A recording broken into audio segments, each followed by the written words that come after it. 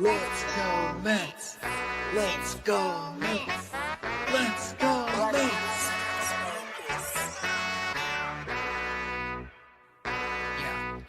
Yeah. You gotta believe and invest with your heart. Orange and blue till Mets do us part. Spring training, oh yes, it's the start. City Field gritty till Mets do us part. Hit home runs and knock it out the park. Big Apple till Mets do us part. You gotta believe and invest with your heart. Listen to the show till Mets do us part. John from Brooklyn, Ibby reps NJ. With the other team, I don't care what your friends say. Mets fans, we focus like a sensei. Listen to the podcast Monday, Wednesday. Any day. Made a couple bad plays, but we still won. Character, yup, we're gonna build some. Are you gonna check the pod? Is real fun. Just like Mookie, I will, son. So invest with your heart. Orange and blue till Mets do us part. Spring training, oh yes, it's the start. City Field gritty till Mets do us part. Hit home runs and knock it out the park. Big Apple till Mets do us part. You gotta believe and invest with your heart. Listen to the show. Available now on all streaming platforms. If you love the New York Mets, check out Til Mets Do Us Part. Enough rapping. Let's get to yapping.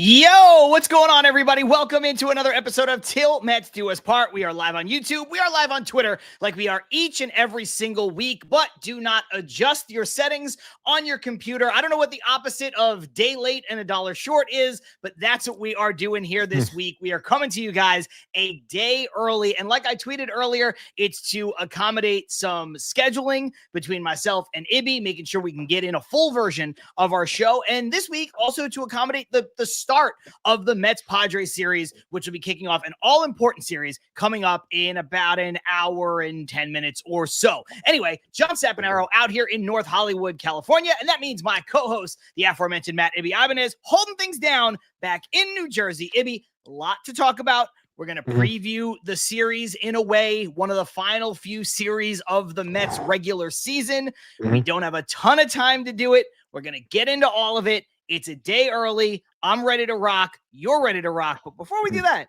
how you feeling? I'm feeling pretty good, John. Thank you for asking. And it's been a little bit of running around. So again, I apologize for the late start here. And it's nothing crazy, but I am starting coaching this week. So my first game is tomorrow. So had a quick practice beforehand. So that's why another reason why we can't do the show tomorrow, because I'll be, out there on the field, hopefully leading a team to victory, since our Mets have had a hard time getting a lot of victories. Hopefully I can pick up the slack from my kids, and we can have ourselves a nice opening day.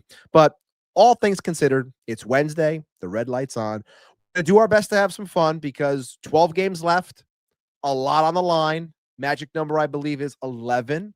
And yeah, I mean, this team's crawling, man. They're crawling. Are they going to get there? We're going to talk about it today. A lot's gone on in the last week. Let's get into it. Let's have some fun. Let's have some fun. Before we do that, let's do a quick roll call here in the chat. We have D, Jeff Cohen, Armand, Ethan KL, Paulie S. Who else we got? Game for War here saying earlier, Ibby must be running late, which was true. It was true. Ibby this time.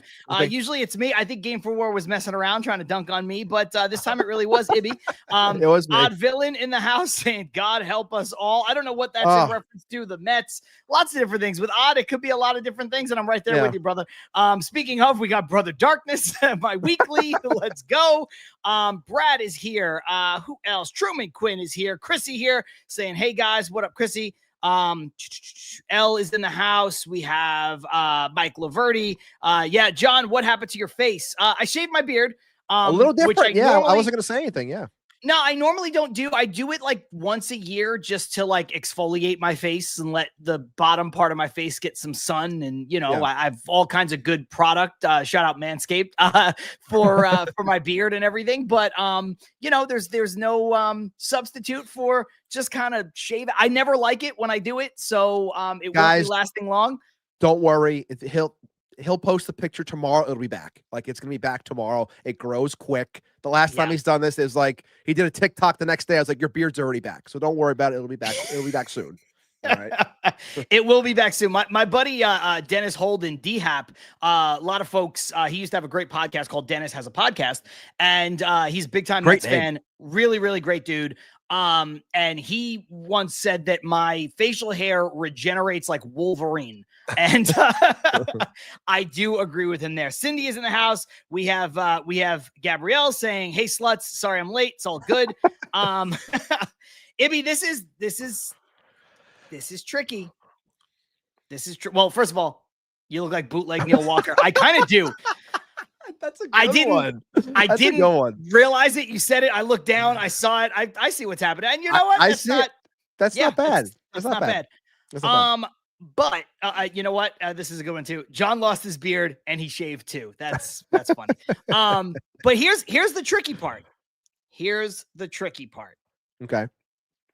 Chrissy says, if the Mets keep winning, no beard. Well, you've established something. If they win tonight, you gotta, be ready with the Bic. Keeping it low just in case. This is tough. Okay, so Armand says the exact opposite. He says, would you fully shave it off if the Mets miss the playoffs? I've already fully shaved it off. So I don't know that that's the thing. I think Chrissy's onto it. She's saying commit to the bit. And we do that on this show. We commit to the bit. I used to before when I was younger and I didn't always keep a beard. I was like a playoff beard person. Mm-hmm. I think, Ibby, if the Mets go on a run here, I'm going to have to be a non-beard person. I think that's fair. I think Chrissy's onto something. I think it's fair too. But yeah, I mean, we'll keep it.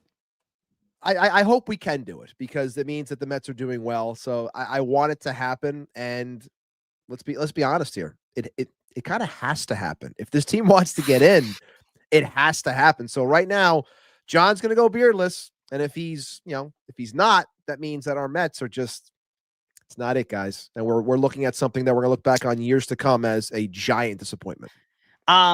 You know what? People are up in the ante here. Odd Villain said, if the Mets win the World Series, I'll cut off my dreads. Woo! That is a bigger commitment because that takes a long time. Ethan said, if the Mets win it all, I'm going Ibby bald. I don't know what. I dare you, Ethan. I dare you.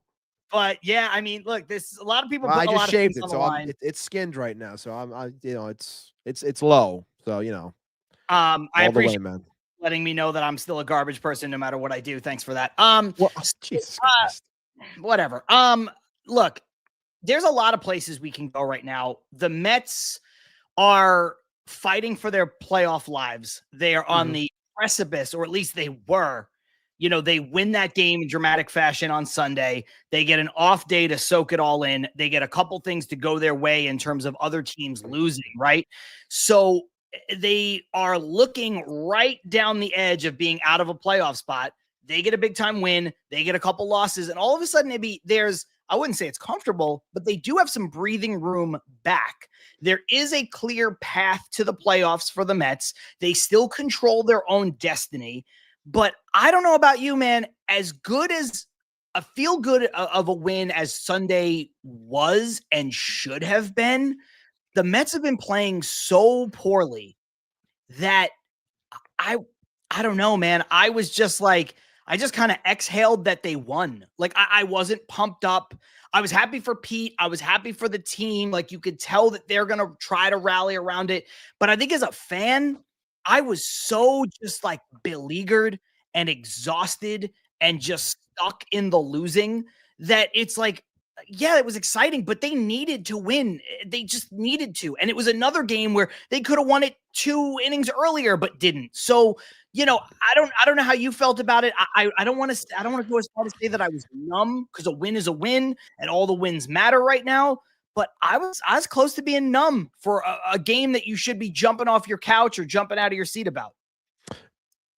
You're not alone on this, and I can see that my connection's a little bit off right now, so hopefully you guys can hear me, even if I'm frozen a bit. But I watched that game, and I was going back and forth because I was watching the craziness of the Giants and Cowboys game. Since that's all I can afford, I can't afford to watch the NFL anymore, so I stick with the locals. And it was a feeling of, number one, I thought Stanek was going to blow it. I did. I had no faith I was like, you're pitching Stanek in the 10th, like you're just asking to lose, gets out of it. And then Pete hits the homer. And I didn't jump up. I didn't go crazy. I was just kind of like, okay, good. But like usually I'm a lot more animated after a big win, but for that one, based off of the 8 games and just bad baseball and everything just falling apart, like you said, I should be more up, but I couldn't find it in me to be more up. And that kind of like I hated that I wasn't as excited as I should be. But either way, it needed to happen. It's good that Pete, woke up and hits a 3-run bomb. But the things that I posted afterwards, even though I speak in, meme for the most part on X or Twitter, the things I posted were appropriate. Like I posted, a polar bear asking the question, "We won?" Like shocked, like we actually won again. And that's the way I felt. Like, oh my god, we actually won. But it hasn't been pretty. It was a much needed win. Hopefully, it can shift the vibes.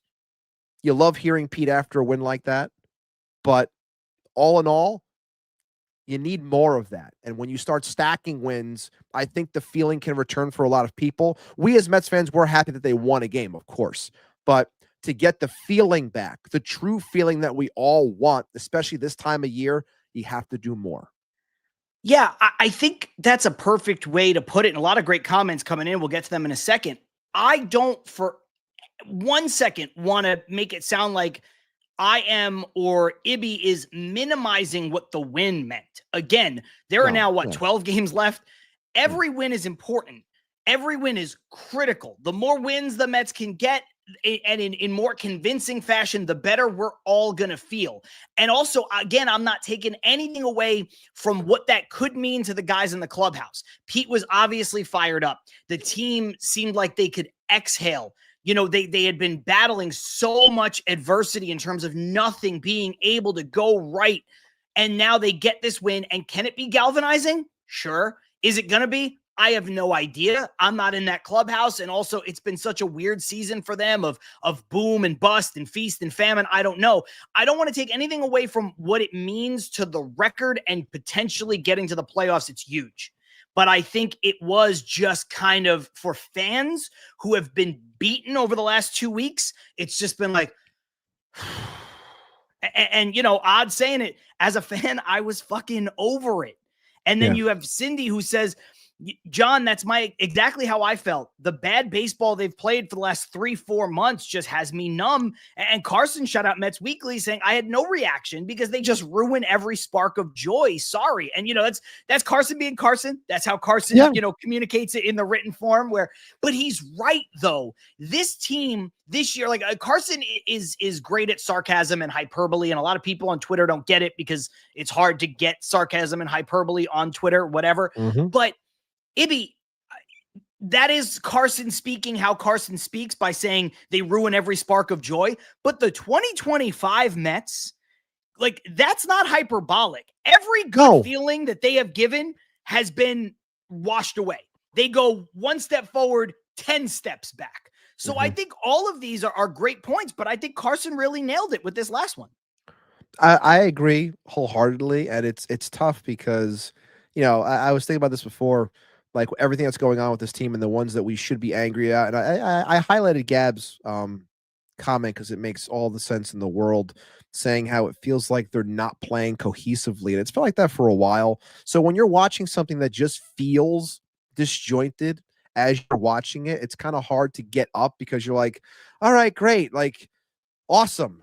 Can we do it again? Like, is this the fad now? Are we going to go on a run, or is this just going to be, to John's point, 1 step forward and then we're going to, jump back 5-10 steps. Like it's beyond frustrating. And I hate the point that we're at. And we'll talk more about the kids and the pitchers, throughout this episode, but it just makes me angry because I was thinking before about where this team is and the pressure that is being put on the likes of McLean and Tong and Sproat.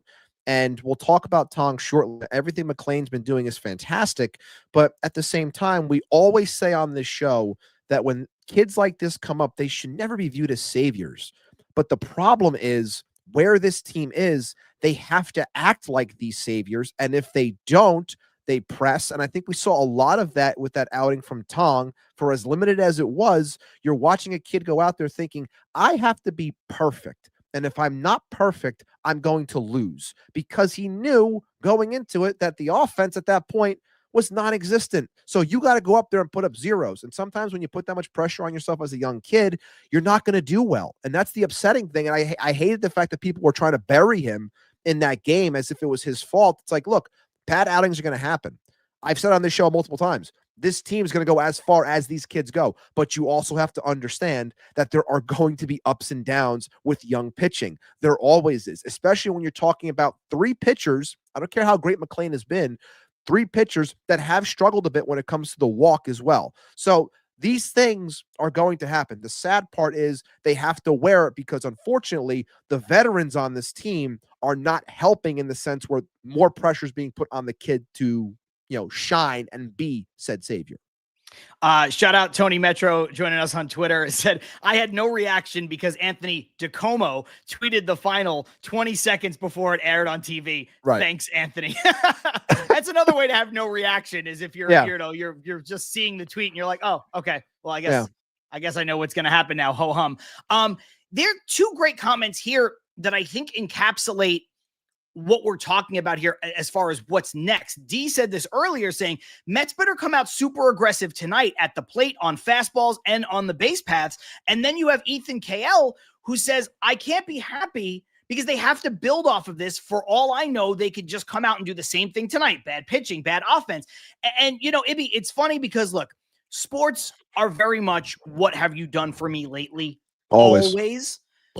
But again, the same way that I said it about Carson's comment, I gotta be fair with Ethan, with D, and anybody who shares this sentiment.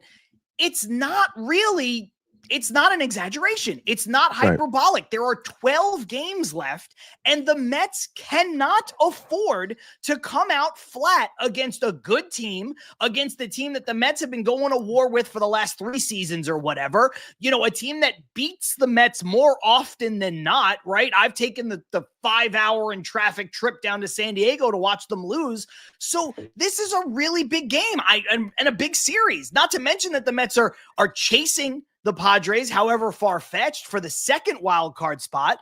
So this is a really big game. It's a really big momentum carryover. It's a really big series. And then it leads into the final 3 series of the season, which, the Mets have to win more than they lose in order to control their destiny. The Mets have not the worst schedule, but not the best schedule in terms of these teams vying for the wild card. So they really do have to come out on all cylinders, firing, because if they come out, let me put it this way. It's just one game, but if the Mets come out flat tonight and lose like 5-1, it's going to be brutal. It's brutal. That's bad. If they come out flat tonight after that win, granted, yes, you got the off day in between, but I don't care. If you come out flat, knowing exactly what the situation is, what the magic number is, the fact that you are on the cusp or like losing control of said destiny and all this stuff. Like, if you come out flat against this team that has kicked your ass for the most part over the last handful of years, like, we're lucky. I'll say this, we are very lucky that this game's at City. Very lucky this year. Because if this was in San Diego, I would say we're getting swept. Because they have played like garbage out there. They've played like garbage against this team as in general. But if you come out flat today, I don't care about what the pitching matchups are. I don't care what it is. If you come out flat and you lose this game, it does not set the proper tone, not only for this series, but the rest of the way. I know people go, oh, you can just pick up the next. Like, guys, we're at the tail end here. This is it. Like, you've put yourself in a spot where you got to win these games. And in classic Met fashion, I hate to put it like that, but you look at the teams that we're facing, and it's just, of course, it's the Padres. Of course, it's the Nats. Of course, it's the Marlins. You got the Cubs mixed in there too that are fighting for positioning. So it's not an easy road. We knew it wasn't going to be in the second half of the schedule, but still, you have to go out there and you have to show up tonight. Do I want to say it's must win? Yeah, I kind of do. I want to say this is a must win game because you have to set a tone, not only to the opposing team, but for yourself. You got to go out there and say, this is it, guys. Like, this is where we get hot. This is how we ride ourselves into the playoffs, and then we take it from there. Because then it's a whole new ball game. But you got to get there. Like I said in the opening, and I said in my preview when it came to promoting the show today, they're crawling right now. The question is, are they going to crawl enough to actually get there? Odd Villain saying tomorrow is a must win because he's going. So there you go. Very true. But no, look, in all seriousness, there's so many good things coming in here. Some stuff about the Alumni Classic, which I do want to talk about, maybe just at the very end or when we come out of the break. So if you're commenting about that, there's a couple I've started already. I want to get to those. However, there's bigger fish to fry as far as this season is concerned. This one, a little bit adjacent to the Alumni Classic, which is why I said that disclaimer. Gab says it was hard to watch the tribute video for the Alumni Classic because they had so much grit and heart. It doesn't feel like they're putting that kind of energy out on the field, this team. It's like laissez-faire baseball. I agree. And she followed up by saying, and Mendy really, really needs some fire. And then, follows it up by another great, just find ways to win. Doesn't matter. Just find ways to win rather than find ways to lose. Ibby, I'm bringing up all of this together because I want to ask you a question that may not be for now, but I think it's important because a lot of people are saying the same thing. Okay. Gab says individually, they're still so good, but putting it together isn't happening and not consistently. Mike says they're not a team. They're a group of individuals. Carson said earlier, they're been playing like this all season in terms of no cohesion. Ibby, I hate to bring this up when they're fighting for their playoff lives and there are 12 games left, but I tweeted something and I kind of stand by it. Is there something wrong with the core of this team? Because this is not the first time we've had this conversation in the Steve Cohen era. It will not be the last. They have some really good individual players, and it seems like for whatever reason, sometimes last year they rallied around something, they got together and they went on a run. This year, it seems like their inability to rally around anything is preventing them from being the kind of team that they should be. But even before some of these guys were here, and other ones were, Alonso, Lindor, Nimmo, McNeil, Marte, we saw some of the same stuff. So is there look, some of these guys aren't going to be on the team next year, regardless of what happens over the next 12 days and beyond. But is there a case to be made about shaking this thing up a little bit beyond that? I think the problem with that question, and I know that you've been talking about this, and I saw some of your tweets with Ryan Finkelstein and your back and forth.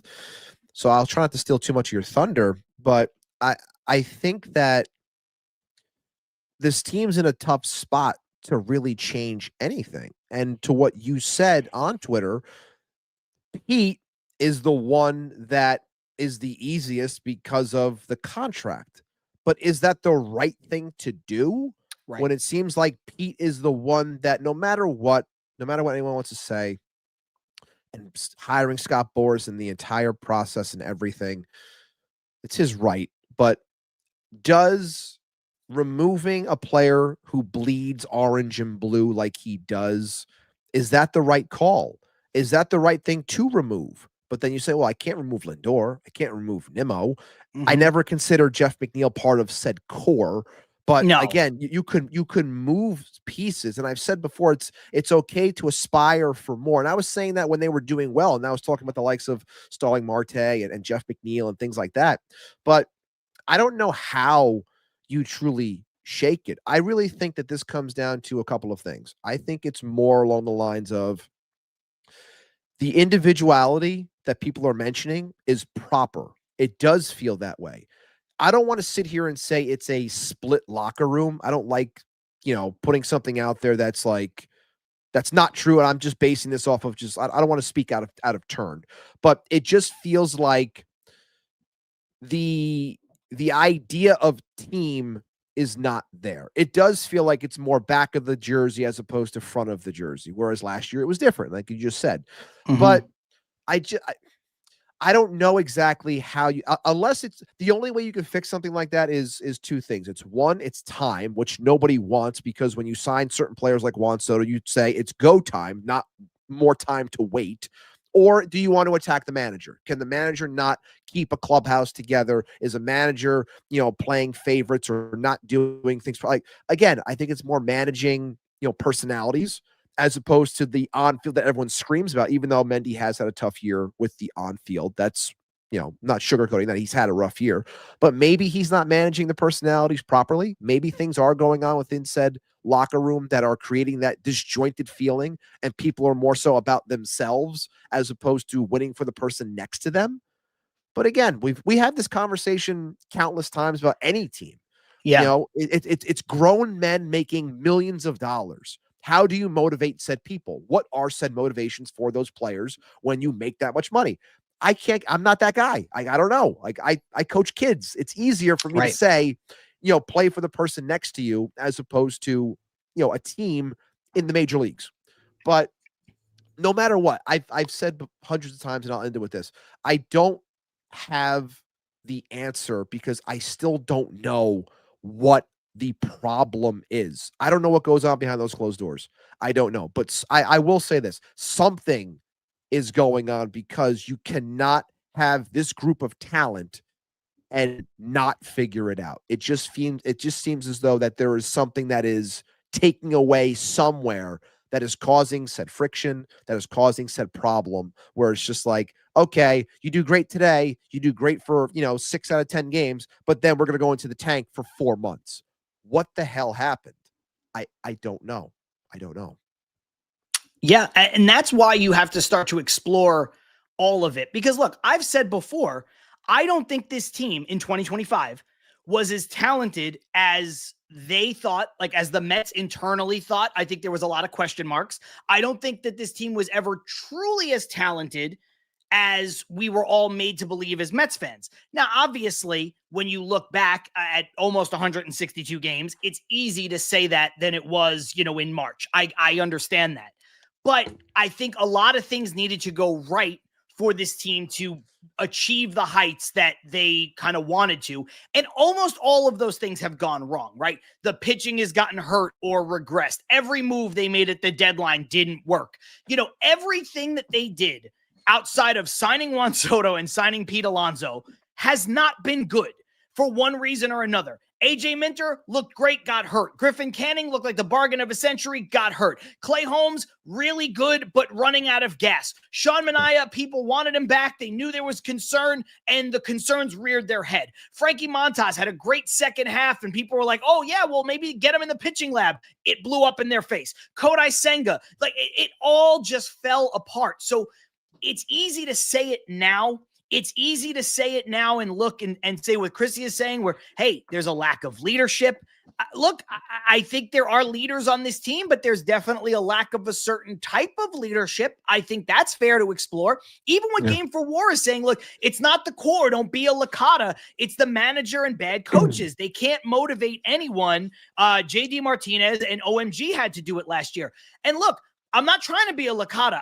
I understand how good the core of this team is, how top heavy it is, especially with the best 3 players. I'll leave Nimmo as a distant fourth, just because he's not as elite in any one skill as the other 3 guys are, and we know who they are. Look, it's fair to critique the managers and the manager and the coaches. Like I've said it before, you just said it. Mendoza's had a down year. I've been calling for a shakeup as far as the offensive strategy is concerned for months, for just going back to last year. I think Eric Chavez is not a good communicator. I think his philosophy is misguided. I don't understand how the Mets have 2 hitting coaches and the worst offense in baseball. So if you want to shake that up, shake it up. I've had problems in the past with even Jeremy Hefner and some of the things that Jeremy Hefner does. Now, look, I think Jeremy Hefner gets credit for what they did last year. I think that the pitching lab, and, you have to give Hefner credit, even though he's not overseeing the minor leagues, you have to give them credit for the Nolan McLeans and the Brandon Sproats, and even being able to develop other guys who were undrafted free agents and use them as trade chips. Like, you have to give the organization's pitching philosophy credit. And that goes all the way up to the major league pitching coach. I understand that. But you could point the blame at anywhere, and you just start to realize that it's getting harder and harder. I guess this is my point. Ibby, it's harder and harder to run it back no matter the situation.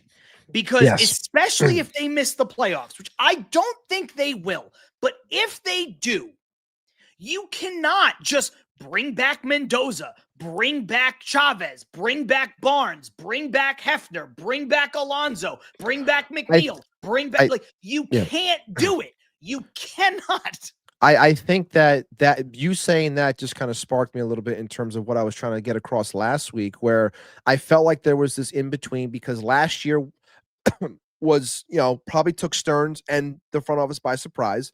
Probably didn't realize that they were going to get that hot and go that far.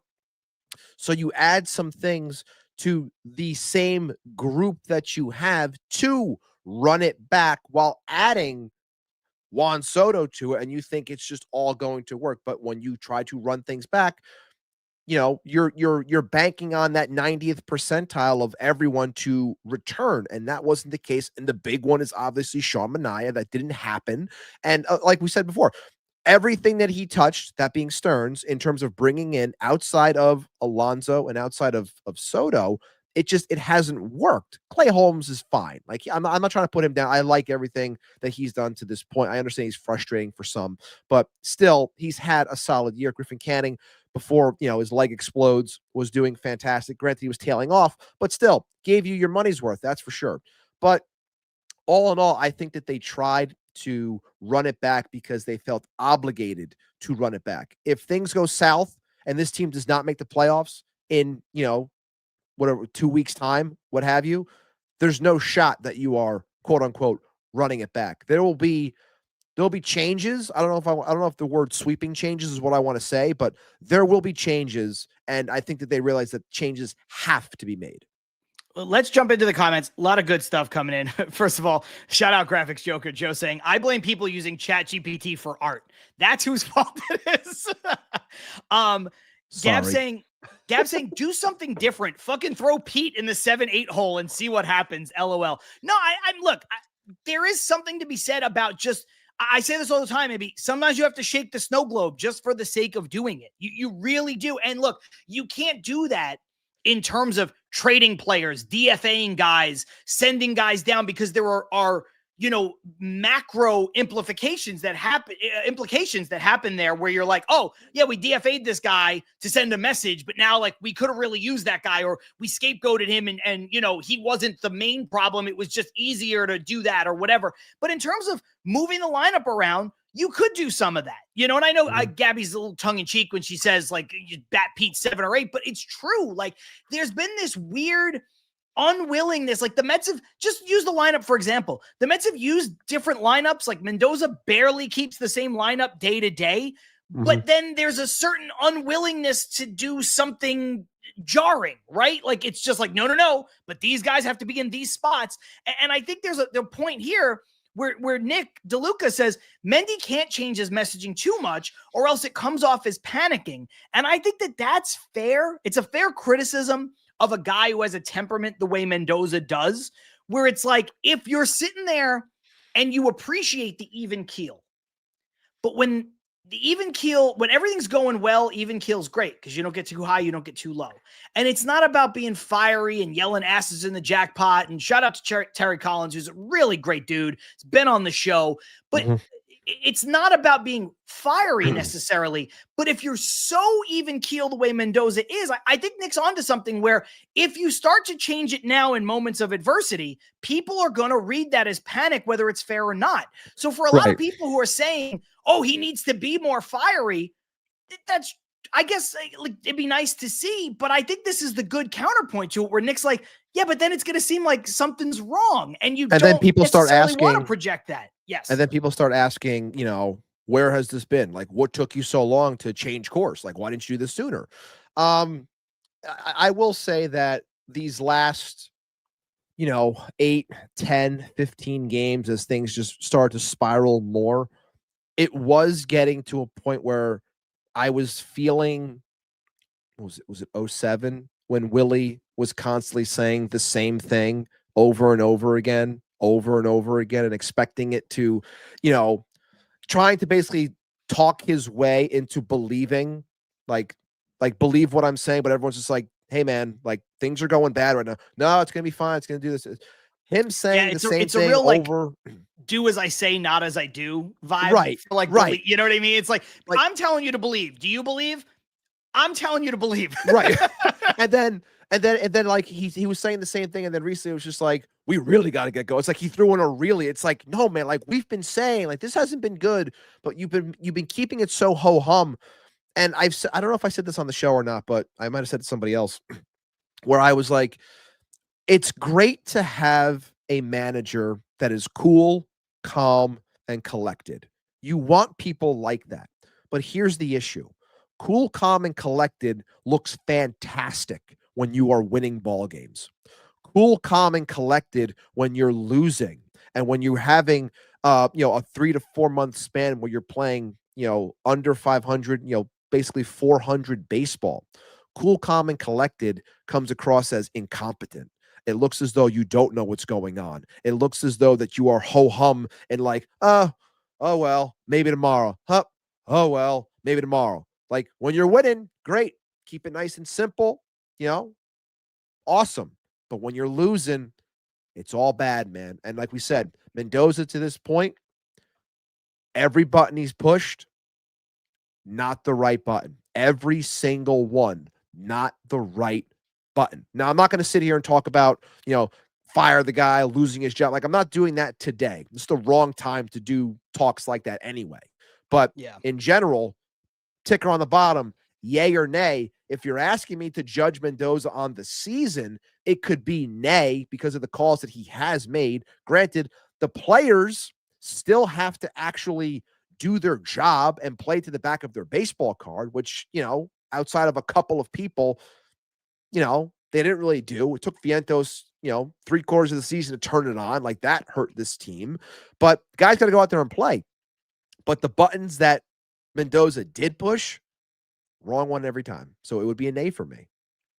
Look, grading the totality of his career with the Mets thus far, it's going to be like, for me, like a soft yay, just because give him credit for last year. Immediacy bias, or just grading this year. This year's this year's a hard no. It's a hard no. Yeah. Because again, everything he's had a down year. And I'm not afraid to say it. And like I said, Stearns has had a down year. I alluded to it before. Every move he made at the deadline, no matter how good it was in thought process, and they were all very sound. They were the right moves. Probably the least of which. Just none of them have worked. None of them worked. Every signing he's made, every player he's acquired in the offseason has not worked except for Soto and Alonso. If you want to say, okay, well, Soto and Alonso are the ones you bank on working, sure, I agree with that, right? I'm also not going to go as far to take credit away from Stearns and be like, those were Cohen sign. Stearns is still here. He's still running the baseball operations. He got a generational player, and he was able to bring back Alonso. Those are great moves, and yes, where would this team be without those two guys right now? But all the other moves have been terrible, even to the what the hell's the guy's name, Ibby, that he like tore his ACL in Madrigal. Nick Madrigal, thank you. Where it's just like, oh yeah, this guy, he's going to be, a cheaper version of what we got with Iglesias, and he's going to allow us to keep Acuna in the minors longer, and we'll see what we can get out of Jet. We're going to start him in Double-A instead. And the guy lasted like 8 minutes. I think it was the first game he played, and his knee exploded off of his body. So they've all been bad moves. And it's hard to judge it off of like, oh, guys get hurt. What are you going to do? But you still brought him in, and they're still not contributing. So something that goes from an ultimate positive, like Griffin Canning, pitching like a 4-starter, getting paid like a guy who's, doing mop-up duty out of the bullpen, all of a sudden, the goodwill of that goes away when he blows out his Achilles. You don't have him under contract for next year. So that's it. Like, it's just, you give him credit when you need to give him credit, but also you can critique him when it's time to critique him.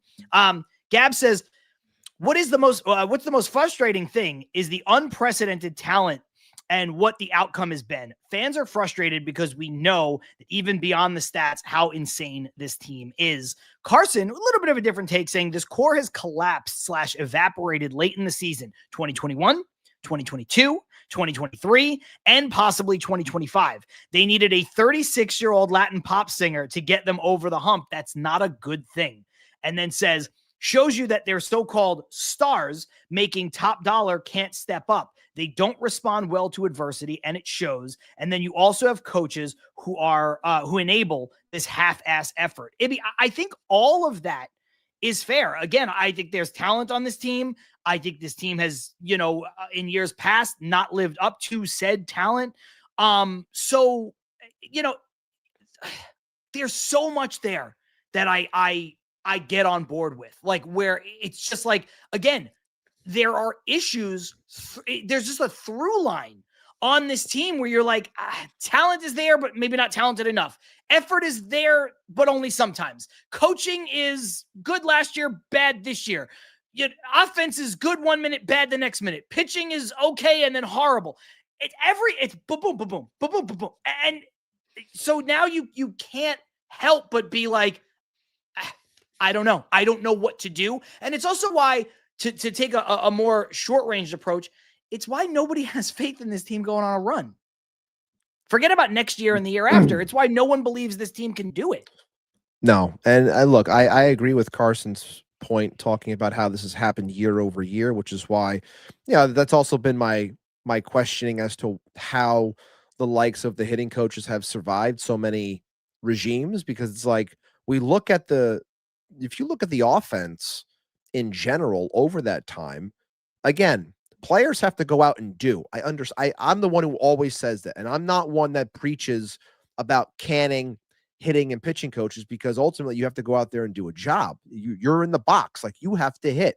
Baseball, and for all intents and purposes, is very much an individualized sport, because you have to do everything. You have to hit, you have to throw, you got to make the play. It's not so much a team in that sense. Team comes from other places, but I don't understand how you can watch the offense and basically keep everything the same and not try to shake that tree in any way over that said period of time from 01 to basically 25, where you're keeping a lot of the same things in check. Now, I have said before, good organizations, strong organizations, do not fire at will.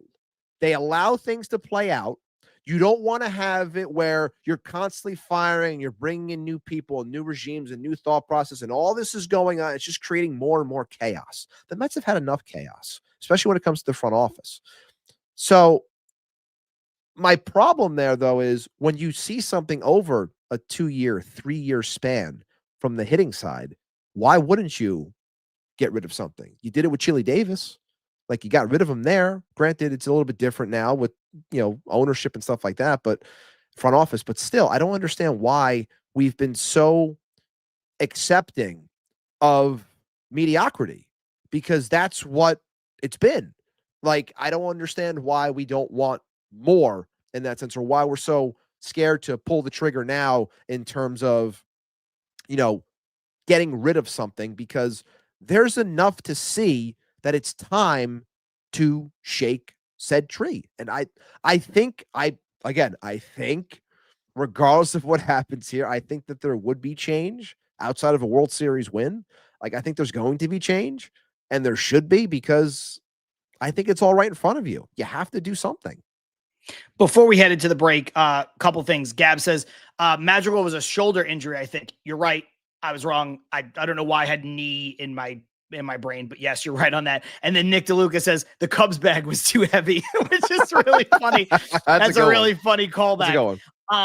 Then Nick says, in all seriousness, is it the core's fault that the starters only go 3 innings every night?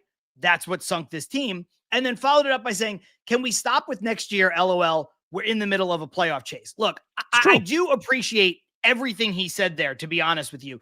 The reason why I bring it up, Ibby, at all is because I think regardless of what happens, I'm not trying to put the playoff chase out of the way, and we'll talk about it in earnest in a couple minutes in the second half.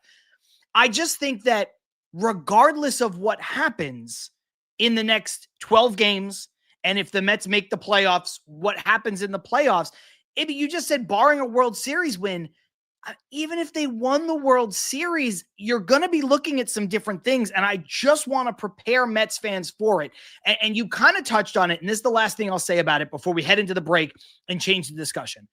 I basically tweeted out that don't get too attached to Pete Alonso was my tweet, and I say that as a huge Pete Alonso defender, as a huge Pete Alonso fan. Currently in my closet, I have among the Mets shirts and hats and jackets and whatever, I have 4 Mets jerseys. 2 of them are Keith Hernandez jerseys. I have a Mike Piazza jersey and I have a Pete Alonso jersey. Pete Alonso is the only current Mets jersey that I own. And Robin Ventura, so 5. But custom Robin Ventura. It's a custom Robin Ventura, but I love Pete Alonso. And I don't necessarily think that getting rid of your third best player on your team is a recipe for success, especially when some of the other decisions that were made by other people who are no longer here are part of the reason why you might have to get rid of that said player. So you said before, good organizations don't fire at will. Good organizations also don't double down on mistakes by making a second bigger one. Right. So, we shouldn't have given Jeff McNeil the deal that he did or Brandon Nimmo the deal that we did. So now we can't give Pete Alonso that deal. That would be a foolish way to make that decision in a vacuum. So I'm not advocating for it, but I just want people to be aware that there are not too many other ways that this team can get a shakeup. You said it to me. Look, I said to you, I think if the Mets don't make the playoffs, I think Mendoza's on the hot seat. And you're like, no, he'll just be a lame duck going into next year. They won't pull the trigger now. It's like, that's a good point. They wouldn't do that. Look, they could, if the Mets don't make the playoffs, they could fire the hitting coaches. Sure, that's one way to do it. They could fire the third base coach. Great. They could even fire Jeremy Hefner if they wanted. They could fire all those guys. Great, whatever. From an actual talent on the field standpoint, you could trade Jeff McNeil. Starling Marte's contract's up. But after that, Ibby, you can't, I'm not even advocating that they should do that. You can't trade Brandon Nimmo. His contract is untradeable. To a more extreme extent, I would not want to trade Lindor. You can't trade Lindor. His contract is untradeable. So now those are the only guys. Obviously, you're not going to trade Soto. He's great. You're now, where else are you making changes? You kind of have to see what Alvarez can be because catching is hard to find. You don't necessarily have anybody else waiting in the wings. So what do you do there? Sure, you can make a move where you unload either Beatty or Acuna or Vientos or Mauricio or Jet Williams, blah, blah, blah. We could have that conversation over and over again. Does that change the structure of the team? It doesn't. Yeah. So they're probably going to trade 2 of those guys, but that doesn't do anything for what the team is supposed to be. You could say, I'm done. Get DFA Jose Siri. Okay. He wasn't even here. It doesn't matter. You want to trade Tyrone Taylor? You want to cut Tyrone Taylor? Do it. Those don't do anything. So when you look at the landscape of this team, Marte's going to be gone. McNeil, you could probably trade. The only other guy is Alonso. And again, I'm not advocating for it, but that's kind of the only place to do it. And when you have, and I'm not big on, the prospects just plug and play, blah, blah, blah. But I know how organizations think. You have Ryan Clifford in AAA.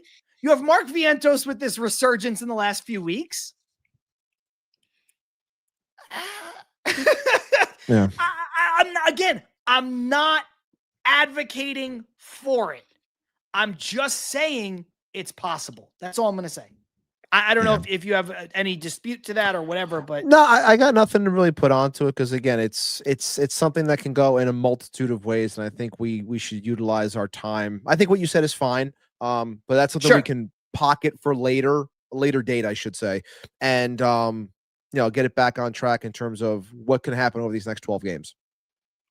You know what? I think that's fair, honestly. And I apologize for going off on that little bit right there but you had kind of teased it and I didn't want to leave it open-ended where I never said what I said or never got to fully explain myself. So that said, let's head into the break. Quick 30-second reset. We'll come back out. We will get you out of here in about 30 minutes before the Mets game starts. I think it's 7:10 first pitch. So plenty of time to play with, and more of the here and now, what the Mets need to do, can do over the next 12 games to make sure that they are in the playoffs and we can push this conversation about the offseason and 2026 and the future of this organization even further into October and hopefully even into November. But if you're watching live, don't go anywhere. 30-second break. John Saponaro, Matt Ibanez, Til Mets Do Us Part, live on YouTube, live on Twitter. We'll be right back.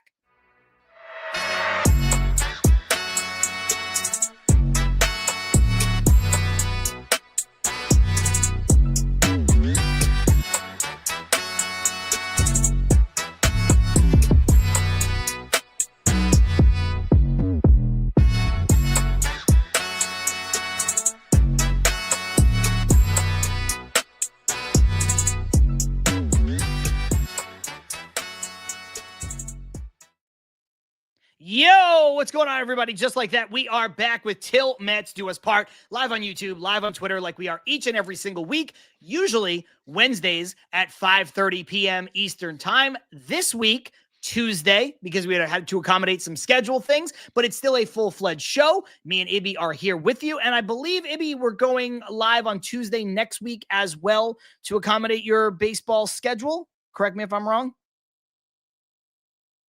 Oh, Ibby's frozen. Kind of frozen. Say that again. I said, I believe we're going live on Tuesday next week. It's breaking up. I couldn't hear you. We're going live on Tuesday next week as well. Yes, correct? the plan is for the plan is for Tuesday next week, and then we'll figure out. I'll let you know then what's going to happen the following week. But yeah, Tuesday of next week as well.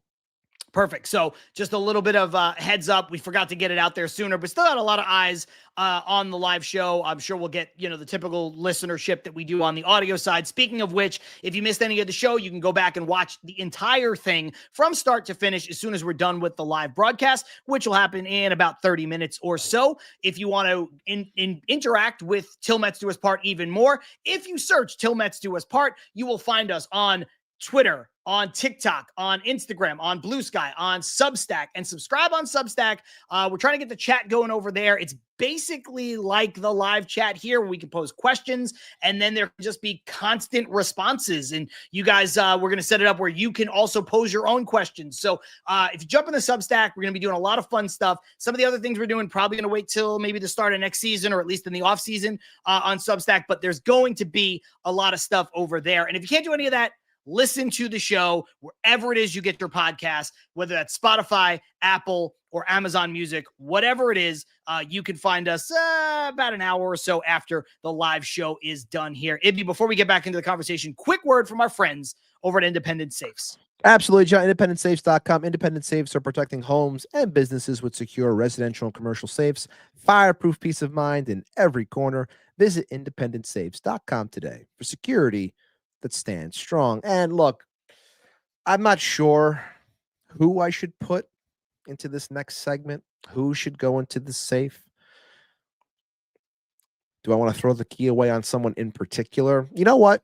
I got one, and I'll keep it proper with this team. I'm going to throw away the key, put into the safe, throw away the key on Carlos Mendoza. And I'm going to put Mendoza in there mainly because, to the points that were made before, it's more so not needing to change your message, but maybe just pronounce it or put it out there in a different tone. You could still have the same message, but your delivery does matter. And I think that maybe that's carrying over from Clubhouse to these post games, or maybe he just has a tone that he wants to stay in when it comes to said post games. But I think that if we just show a little bit more, because I think it feels as though he doesn't care, because everything is just very, very much repeated, like no work is being put in that. And I think that's what rubs people the wrong way, because they're like, we know, man, we know what you're saying. We know. Change the tone a little bit. You don't got to go crazy, but just change the tone a little bit. Show that urgency a little bit more. So for now, I'm going to put you in the safe. I'm going to place the key within a distance that we can find it. You can look yourself. I'll put a mirror in that safe too. You can look in the mirror and you can ask, hey, who am I? What am I going to do? Like, let's change the vibe here. As we can see from my thumbnail this week, It's Mr. Met looking in the mirror saying, it's time to get going. Like, it's time to wake up. And that's really what this is. Carlos, it's time for you to wake up. The New York Mets, in general, the 2025 season, it's time to freaking wake up, man, because 12 games, you're looking at one of two things. You're looking at the playoffs and disappointment from your overall season, or not the playoffs and talking about an utter collapse for years to come. Choose wisely. Ibby, well said. However, it's got to be a separate safe, because if you remember last week, I put somebody in the safe, and Gab points it out. Mendy's going to run into Hector in the safe. Oh, my God. And then, Gab, really, no, stop. No, who is that? Who is that punishment for at that point? You know what I mean? No. Carlos Mendoza's had a down year, but he already gets accosted at the players' parking lot. You're going to lock this guy in a safe with Hector? That feels like a bridge too far. Punishment I wouldn't even condone. That's cruel and unusual. And I think that violates the Geneva Convention. So just to be fair, another feud I want to leave back in 24 with OMG. Please. If it's a separate safe, then it's fine. Great pull by Gab there. Chrissy's saying put David Peterson in the safe, but only with her. Fair. Odd Villain saying, damn, heck, leave my mans alone. Ibby, no, in all seriousness, very well said. Here's what I'm going to put in the safe. And I am going to throw away the key. I'm going to put it in the safe. I'm going to throw away the key. I'm going to throw the safe in the river. I'm going to shoot the key into the sun. Oh, boy. And that is the first 140 games of 2025. Okay. There are 12 games left. I don't care what the offense did, what the defense did, how the pitching was, how the bullpen was, up, down, career year, bust, AAA player, superstar. I don't care what you did. There's 12 games left. If you win more of them than you lose, you'll make the playoffs. It's all right in front of you. You're professionals. You're stars, some of you. Go win more games than you lose over the next 12 and make the playoffs. That's it. 140 games. It doesn't matter. It doesn't matter what happened. I don't care what happened. We saw it on Sunday. Perfect example. People wanted Ryan Stanek DFA'd, and for good reason. If Ryan Stanek pitches like how he pitched on Sunday, great. Terrific. Pitch like he did. He was nails in the playoffs last year. Are we going to get playoff Stanek? Does that mean I want Stanek back? Does that mean, oh my God, Stanek is great? No. Pitch like that now when it matters. Go out and knock in, Juan Soto's runners in scoring position numbers were terrible in April. Okay, I don't care about April. Next 12 games. Pete Alonso, next 12 games. To hammer home. I don't care that he was 0 for 48 and he didn't know a home run in 50 at bats, Pete Alonso. He hit a big one. Now do that again. Be that Pete Alonso again. To hammer home John's point, I mean, when you play the season the way that you have, the amount of games that we played to this point, the 150, it doesn't matter. Like, doesn't matter at all, because you put yourself in a spot where these remaining games are all that matter. So forget everything else and go win the game in front of you. I want to go back to what Brandon Nimmo said. We're going to take this one game at a time. I feel like that got lost somewhere in the shuffle. Take it one game at a time and win the game in front of you. Focus on that game, because that's all that matters right now. You got 12 games. Go win them. That's it. Shout out Douglas Barnes. Thank you. 150 plus 12 is 162. I was too impassioned and I got my math wrong. Put 150 games in the safe. One thing I also want to put out there, because this is usually a time where we do like ad stuff and stuff like that. I do want to give a quick shout out, because I was exchanging some emails with someone, exchanging emails with a man by the name of Beneath, who letting us know that we are a top 10 podcast on Million Podcasts when it comes to Mets podcasts in general. So top 10 within the Mets realm, right next to our very good friend who just jumped in the chat before making fun of John's beard being in the safe, Aunt Rivera. We were both checking in on the Million Podcasts Mets list at the 8 and 9 spots.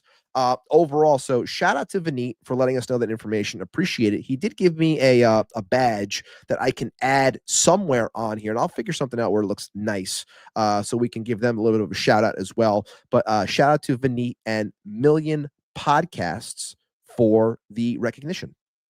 Yeah, absolutely. I did not know that. Ibby and I have, the Til Mets Do Us Part email, and we both have access to it. And sometimes it's easy to get lost in the shuffle if he reads something and then I don't see it because it's unread or it's read, and then I just kind of miss it. But that's awesome. I did not know that, and I'm happy that you were able to break the news to me on the show along with everybody else. That's fantastic. And Ethan saying, "Wow, congratulations, thank you." Appreciate it. Thanks, man.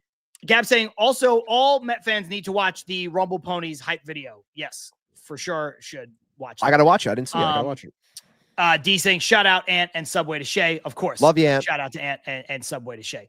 Always. Look, Odd Villain said this before. Custom Gucci Robin Ventura jersey?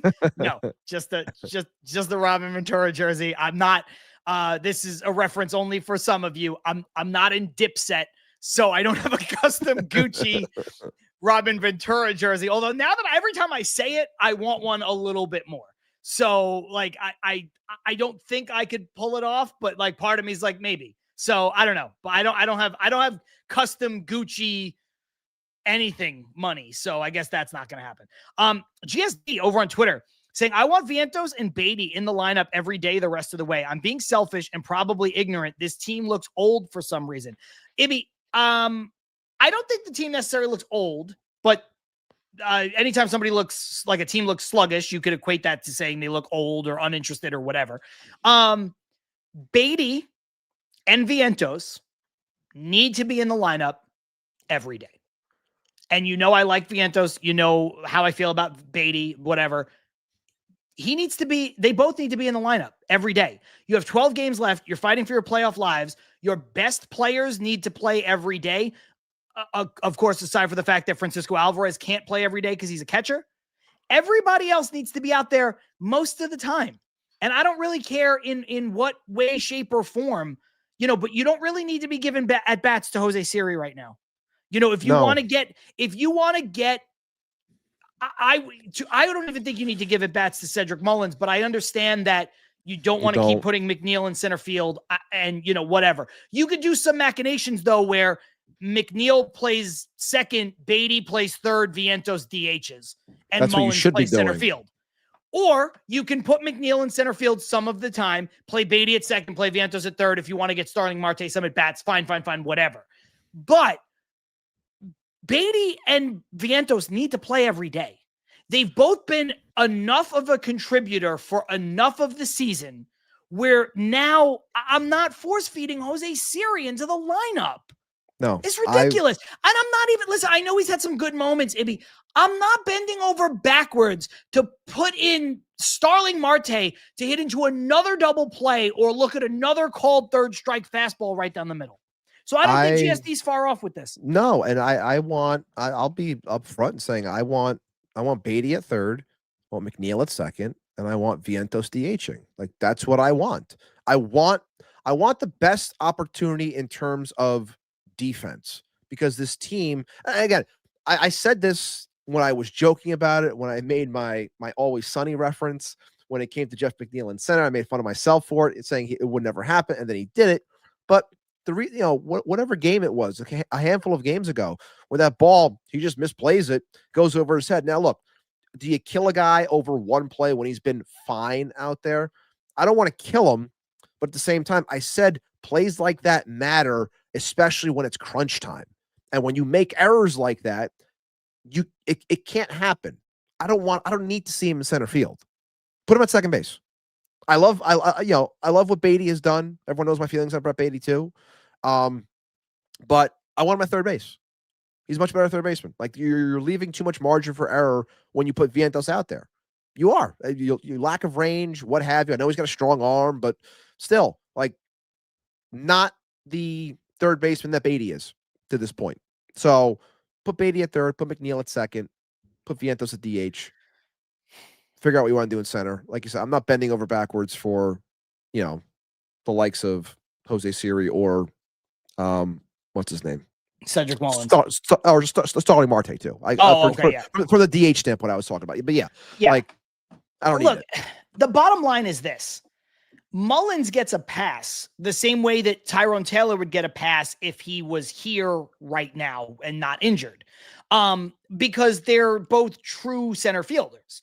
And you just, again, I joked about it when it happened, but you cannot expect, if the Mets ever make the playoffs, you can't put Jeff McNeil in center field in a playoff game because too many things could go wrong. I understand Mullins has his deficiencies. He's got a noodle for an arm, and he does not have the range that a guy like Tyrone Taylor has. But just having a real center fielder out there is something that you need to do. And if you're looking to make the playoffs, which is the goal, that's why I would say no McNeil in center field right now, because you don't even have to play him in center in order to get the other two guys in the lineup being Beatty and Vientos. Because if you're really then making a decision between you not getting at bats to Starling Marte, which again, I'm fine with. And it seems like, and we don't know because who knows how injuries go, but if Tyrone Taylor gets back in the next few days or gets back and the Mets make the playoffs, he's going to be back on your roster. And again, I know he's not any great shakes, but then you have the combination of Mullins and Taylor who can handle center field. You're not going to need Jeff McNeil in center. So I just think you have to go with the guys who are giving you the best chance to win. And right now, that lineup to me, Ibby, is obviously Alonso at first, McNeil at second, Lindor at short, Beatty at third, left to right in the outfield, Nimmo, Mullins / Taylor if he's back, Soto, and Vientos has to DH. I don't know why you would why you want to get somebody else in there other than Vientos. I don't think Starling Marte is a better hitter than Vientos is today. He might have a better at bat here or there, whatever. But I don't think he's going to be the needle mover potentially that Vientos can be. And you don't even have Gab's favorite player, Jesse Winker, as an alternative to go to of like, from the left side, go to this guy. Yeah. So I just think, look, McNeil's going to handle lefties and righties pretty well. There's no reason to force feed another guy in there. There's no reason to get Acuna in there. I don't think you need to sit Beatty against a lefty right now. No. I don't think you don't even really need to sit Cedric Mullins against the lefty. And I know he's been bad, but his reverse splits this year, just run him out there. I don't need to see Jose Siri, who's had 40 at-bats, getting at-bats when there's 12 games left. I know Mullins has been bad, but to me, it's a recipe for stupidity. And I think this is just a simple outlook of looking at it and saying, I don't need to see Mark Vientos at third base. I don't. And that's really where my entire thing comes from. And I want a strong infield. I do. And I think a strong infield has it where McNeil's at second and Beatty's at third and Vientos isn't on it. Like that's what we're trying to do here. We're trying to protect the young pitch. We're trying to protect the young pitchers that we are asking the world of to try and carry this team.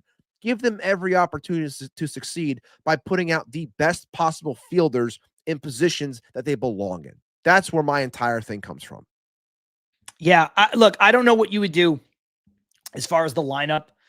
But we don't like to get hung up on daily lineups, but you know what? You get into the playoffs. And again, the way this Mets roster is structured right now, you kind of have to, the Mets have guys they have to play every day. I just think that that's where they're at. So I don't know what you would do.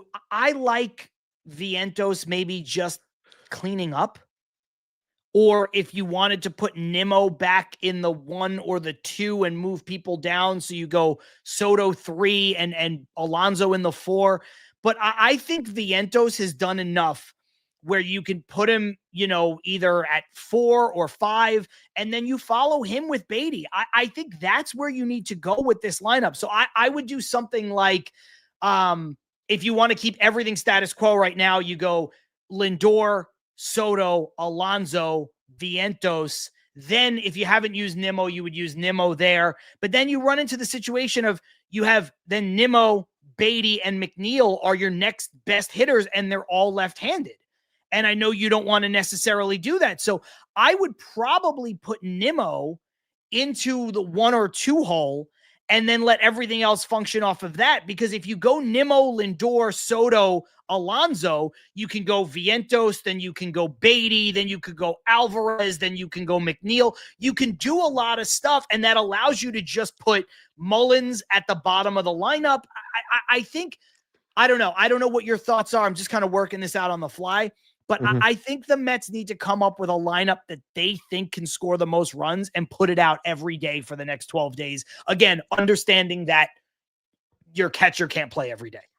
Something tells me that that's not going to happen. It's not going to happen. I know. How they've operated to this point, it just feels like the computer spits it out, and this is what we think is the best opportunity for us to win a ball game. And they are in this spot because they're in a spot where they have to win ball games, so they're going to go by.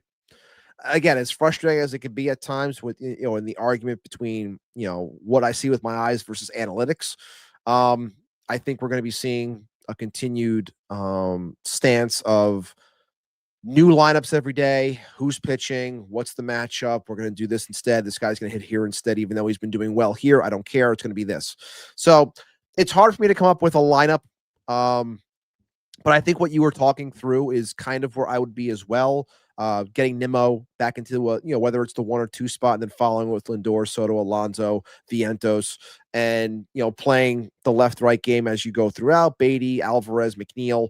Like I'm fine with that. I am, and I just want the consistency. But again, to bring it back to the start of our entire show and everything we're talking about in the first half, it's like we're asking for the moon when you ask for consistency, because this team has not been able to give it to you. So me sitting here saying that's what I want, it's like, well, I've wanted it the whole year. Are they going to give it to me? I don't know. Like, I mean, I'm going to sit here. I'm going to watch these games. I'm going to hope for the best.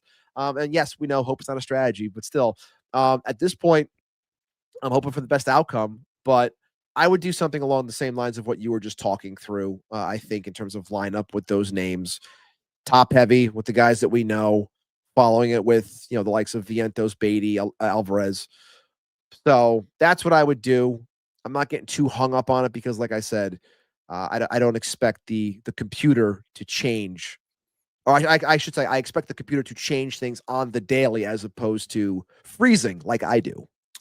Ken Thal saying Mullins better than Siri. I don't know if you could say that. I don't know that it matters. I just know that Mullins has played all year and he's been terrible for the Mets. But like, the argument there is just Siri running into a fastball hitting over the fence. Like that's Mullins can do it too, but Siri's a better defender.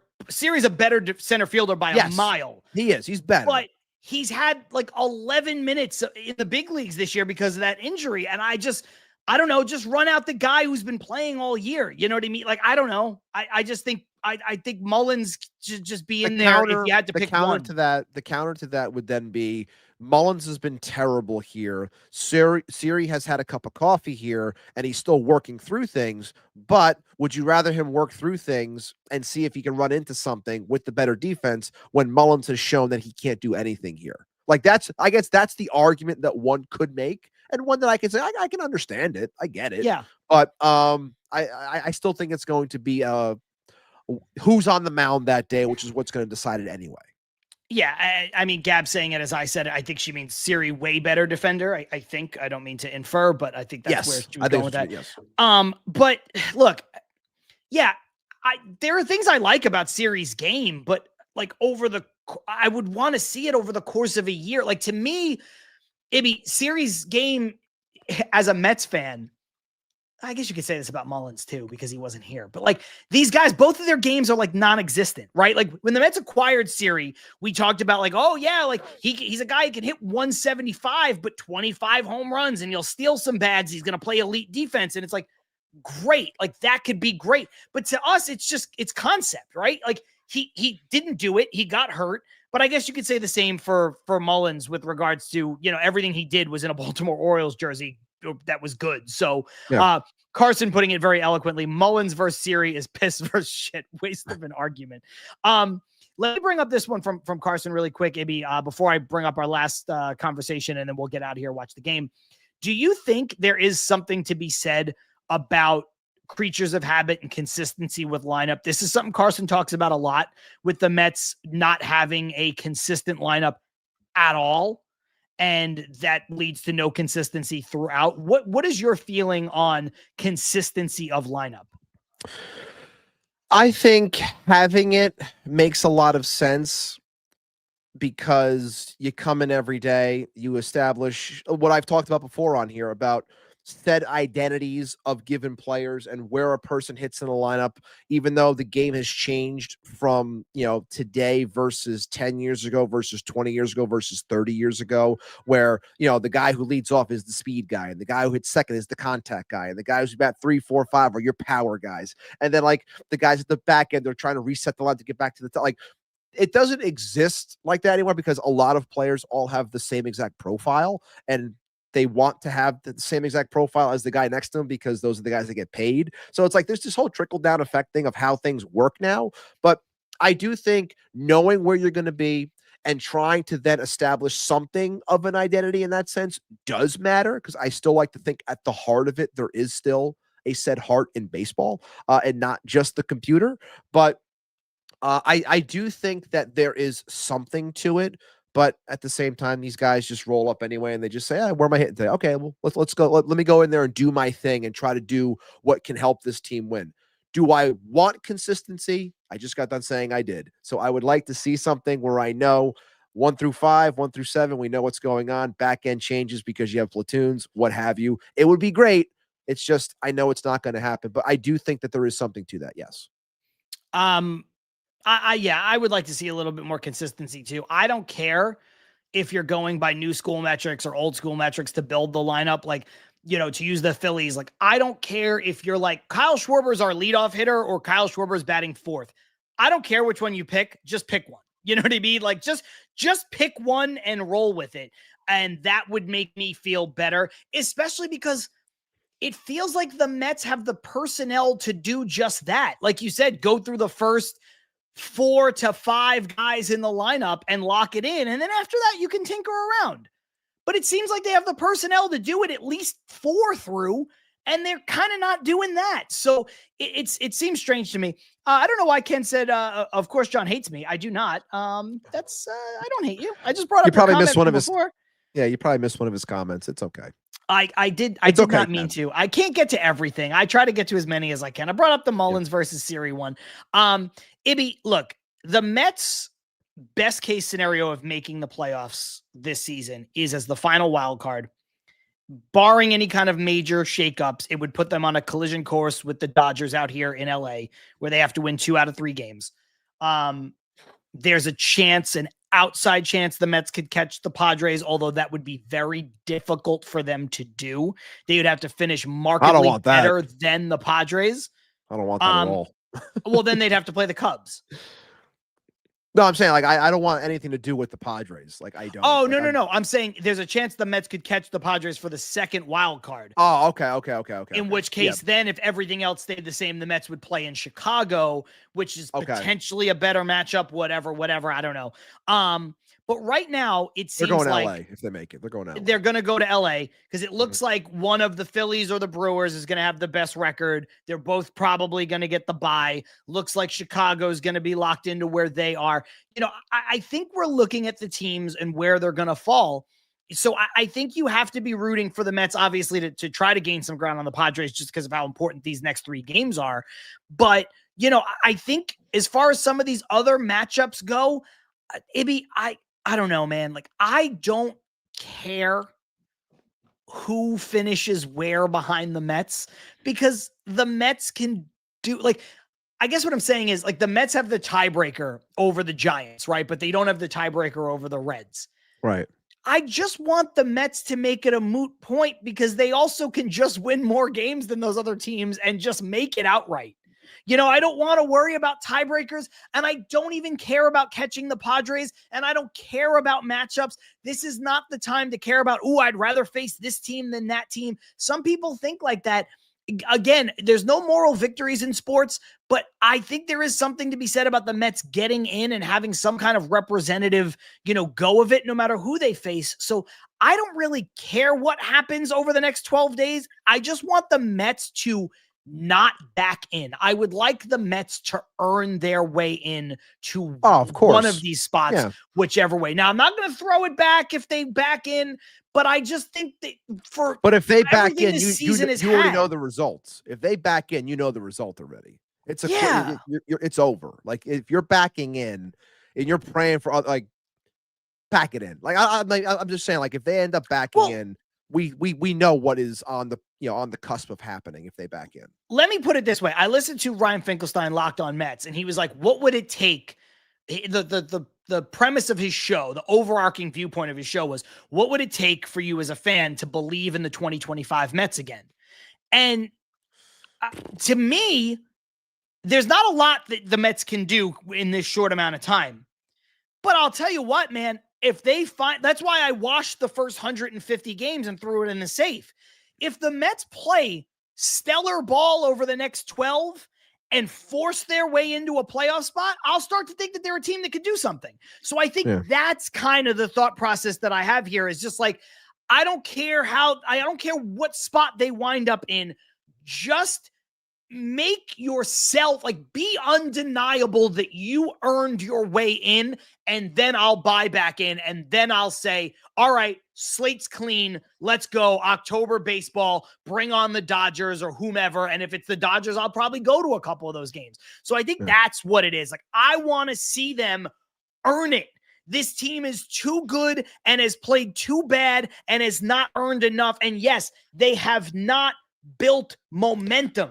That's what I want to see. The momentum that they're going to need dates back to what we just said at the start of the show. That is, this game today matters. 12 games left. You establish something a couple weeks out from October. You stake your claim today. You handle your business. You win a ball game. You go out there, you win a series. That's your job. You go out there and you win series, and you got a shot at getting in. Because if you go in with momentum and you go in with let's say a winning record over these 12 to get in, playing better baseball going in, then yes, you get the feeling back into your fan base of saying, you know what? This team's on the right track now. Now we got a shot. Now we can let's make this happen. But you got to do it, and it starts tonight. Yeah, I mean, graphics Joker, Mets need to have fun again. I think there's something there. I think there's the momentum is a big part of it. I think, the energy, all the stuff that we've talked about for weeks, the fire, whatever words you want to use to describe it, that's the big thing. And there's this one from Unknown. At the end of the day, the Mets have good players and they have a chance at clinching. I want to see their good players do good, and I want to see them clinch. I don't want to see them backdoor clinch. I want to, because again, for all the ups and downs, show me what you got.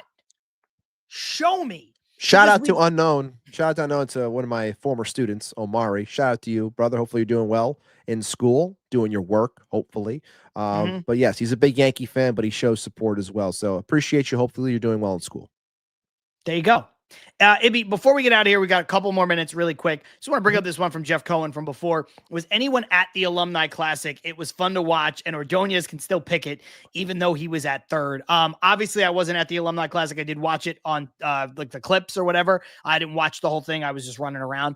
But looked really dope. And again, the Cohens and the Mets do a really great job of this part of the thing, which is paying homage and honoring, and I know it sucks. A lot of those players didn't win anything with the Mets, and it is what it is. But, it's great to see them be back, and it's great to see them, acknowledge guys who were here that were stars like Beltran, and guys that were here who weren't stars like, John Neese and Ike Davis. And it was nice to see some of those guys out there, and, Kevin Plawecki. Yeah, Jay Payton, and Jay Payton is a guy I loved, love Jay Payton. Yeah. it's nice to see that, and kudos to them for getting another thing right. Yeah, you love seeing stuff like that. You love seeing the guys back out there. Bring it back to our youth, being a little bit younger, back in high school, what have you, even younger, middle school. Looking at the guys that you looked up to. Everyone on the show knows I love Carlos Beltran. Love seeing him back in the 15 out there. You got all the guys just having a good time. Love Ray Ordonez. Love that he still got the glove. But yeah, it's a cool thing all around. And like you said, the Cohens always do things like that proper. Now let's just get this team on the field proper and get moving, so we don't have to always get our good feelings from things of yesteryear. It's nice for Odd Villain to see Giordani Valdespin out there. I think he finally followed me. I have Giordani Really? Valdespin following me. Yeah, I know he likes some of my stuff. I think he followed me too. Yeah, You're the man right now. I am the man right now. Speaking of the Alumni Classic, don't want to say too much, but we are working on something Alumni Classic related. Nothing is official. We're trying. Has to do with a potential guest. That's all I can say for now. It will be probably after the season's over, just because I don't think anybody wants to talk about stuff that is not pertaining to the season right Especially now, where as this we're is down at the right home now, stretch and where it's at, right? Yeah. If we had clinched the division, 5 days ago, then maybe we could do that for like next week or whatever. Wow. That's part of the reason why we're working on it, but we're trying to get a guest from the Alumni Classic. Let's just put it that way. Stay tuned on social media and stuff. We will let you know, when that stuff and if that stuff comes to fruition. Ibby, Graphics Joker says, if you guys need any art donations for the show, let me know. I would love to Thank you, Joe. talk to Joe about this off the show. But yeah, Joe does great work. And if we can do something where we can incorporate some kind of giveaway or something, or I don't know, some kind of something, we would love to. So thank you for the offer as far as that goes. Ibby, look, 2 minutes, really quick. 12 games, Padres, Cubs, Nationals, Marlins, Mets record. Do they make the playoffs? Oof, 12 games. I don't know what the record will be across those 12. I think I have to see tonight to get an idea of what it might be. I will stick with what I said last week, and that they will make the playoffs. I don't know if it's going to be pretty. I don't know if it's going to be with momentum like we're asking for, but I do think it will happen. Just to flash to the poll that I left in the chat today, 33 votes. Will the Mets make the playoffs? A much more confident group off of the win as opposed to last week. Last week, it was near split if they would make it. Right now, 33 votes, 79% say yes, 21% say no. So the ones that are here with us right now think that they are going to make it, and they're confident in saying that. I will have more confidence after I see at least this game today in terms of what happens. I still think they make it, but I just don't know if it's going to be the way we want them to make it. I think they will make it.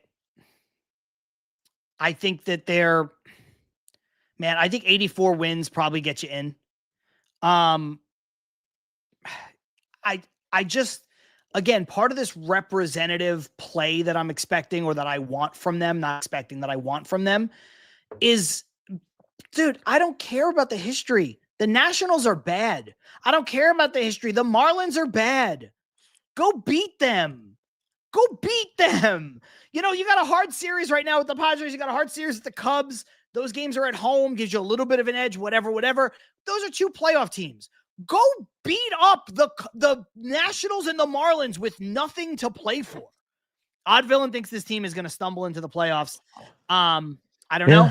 I mean, it's looking that way right now. Ibby, Game for War says he'd like to see a baseball game with all the Met YouTubers. And Carson says he'd take you deep 440. Carson, I've seen your swing, brother. I'd strike you out on 3 pitches. Okay, don't you worry about it. Ibby, I've seen that swing. I've seen that lower half. You're not hitting me, brother. You're not hitting me. Ibby, I just want to say this. You and I have never seen each other play ball. Mm-hmm. I think we'd be all right. I think we would be okay. I think I know I can still do it. I know I can still do it. I think you and I could. I think we would be all right. We would be fine. Yeah. I don't want to. I'm not trying to disparage any of our buddies. You know, Carson or anybody on Mets Weekly or Ant or any Keith or anybody. But I think Keith can play. I bet you Keith can play. I know he can. I don't know. I don't know. I bet Keith can play. I know you played for a long time. You coached. Yeah. I'm playing softball 4 times a week. I still play hardball. Like, I think we'd be all right. Gab says, JK, I will manage the Mets. Gab can manage the team that we're on when we do the YouTube. Yeah. She can manage our team because Gab knows ball. She does. Gab knows ball. Ibby, 2 minutes till game time. That's a podcast. Let's get out of here.